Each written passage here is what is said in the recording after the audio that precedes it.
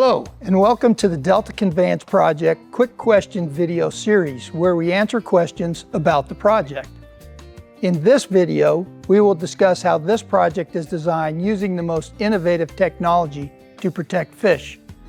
The Sacramento-San Joaquin Delta is one of the largest estuaries in North America, and it is home to a rich variety of wildlife, including more than 55 species of fish.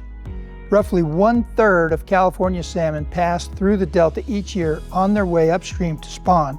Recreational fishing contributes significantly to the region's roughly $300 million a year recreation economy.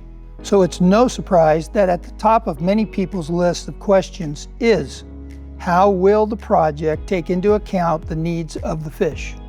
Fish protection has been a guiding principle in the innovative design of the new Delta Conveyance intakes, and the most important feature for the safety of the fish is the design of the fish screens.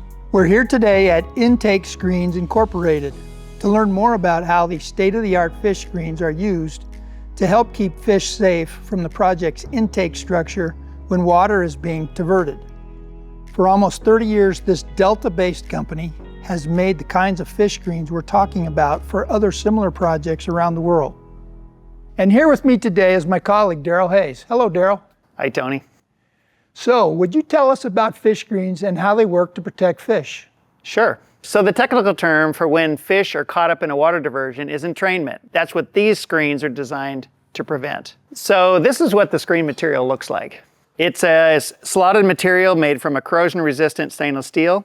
It's quite smooth and very strong with slots that are about the width of a quarter. This design does a great job of keeping even very small fish in the river and out of the intakes. Naturally, we want these young salmon to continue on down the Sacramento River and out into the Pacific Ocean where they can grow and continue their life cycle. Each of the two Delta Conveyance Project intakes are designed for a maximum diversion of 3,000 cubic feet per second.